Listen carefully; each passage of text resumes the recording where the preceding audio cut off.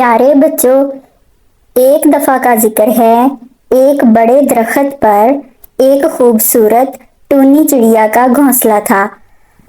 آج کل ٹونی چڑیا بہت خوش تھی کیونکہ اس نے 2 انڈے دیے تھے جن سے بچے نکلنا تھے۔ چڑیا اپنے انڈوں کی بڑی حفاظت کرتی تھی۔ اسی درخت پر چڑیا کے ساتھ ساتھ کالو کوے اور کوئل کا بھی گھونسلہ تھا۔ ساتھ والے پیڑ پر مٹھو مہاراج رہتے تھے جو ہر وقت مشکل وقت میں اپنی رعایا کے ساتھ ہوتے اور ان کے لڑائی جھگڑوں کے فیصلے کرتے، اور ہر پرندہ مٹھو مہاراج کو سردار مانتا تھا کیونکہ مٹھو مہاراج کو ہر پرندے کی زبان آتی تھی۔ ہوا کچھ یوں، ایک دن موسم بہت پیارا تھا، ہر طرف بادل چھائے ہوئے تھے اور ٹھنڈی ٹھنڈی ہوا چل رہی تھی۔ چڑیا صبح صبح گھونسلے سے اڑی دانے دنکے کی تلاش میں دور نکل گئی۔ واپسی پر ہلکی ہلکی بارش شروع ہو گئی۔ چڑیا کے راستے میں ایک درخت تھا۔ چڑیا نے سوچا کیوں نہ اس پر رک جاؤں، بارش تھمے گی تو گھر چلی جاؤں گی۔ اس کو اپنے انڈوں کی بھی فکر ہو رہی تھی، لیکن اسے حوصلہ تھا کہ اس کا گھر پکا ہے اور ویسے بھی وہاں کالو کوا اور دوسرے پرندے رہتے ہیں۔ انہی سوچوں میں گم تھی کہ اس کی نظر اسی پیڑ پر ایک خالی گھونسلے پر پڑی جو خالی پڑا تھا اور اس میں ایک پیارا سا انڈا بھی موجود تھا۔ اس نے سوچا یہ بھی میری طرح کسی پنچھی کا انڈا ہوگا۔ اتنے میں اسے نیچے پتوں میں سرسراہٹ محسوس ہوئی۔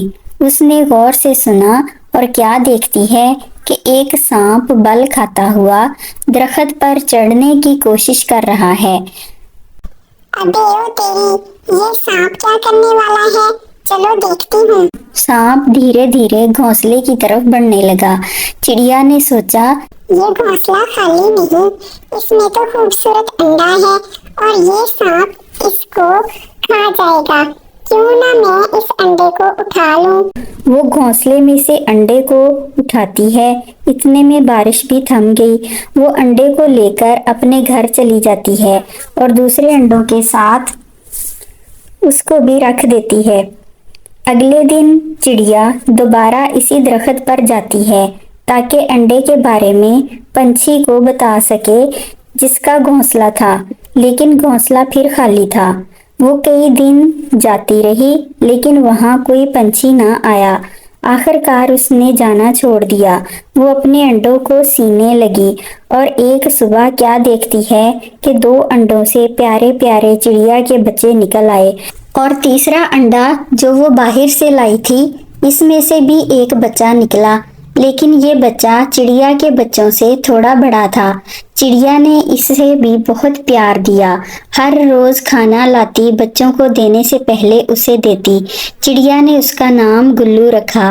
گلو دھیرے دھیرے بڑا ہونے لگا اور چڑیا کو وہ اپنی چڑیا ماں کہہ کر پکارتا تھا، اور گلو بھی چڑیا ماں سے بہت پیار کرتا تھا۔ جب گلو تھوڑا بڑا ہوا تو چڑیا کو پتہ چل گیا کہ یہ تو چیل کا بچہ ہے۔ وہ بہت ڈر گئی کہ کیا کرے، اس نے گھر میں ہی دشمن پال لیا۔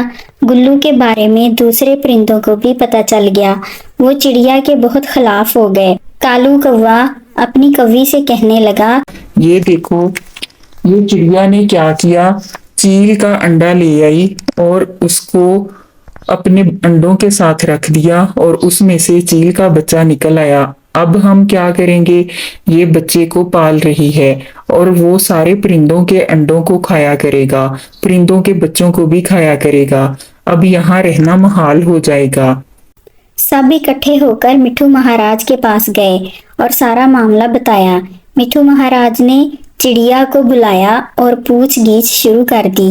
چڑیا نے کہا دیکھیں مہاراج، میں نے سانپ کے منہ سے کسی پنچھی کے انڈے کو بچایا تھا، کئی دن وہاں جاتی رہی لیکن گھونسلے میں کوئی نہ ملا۔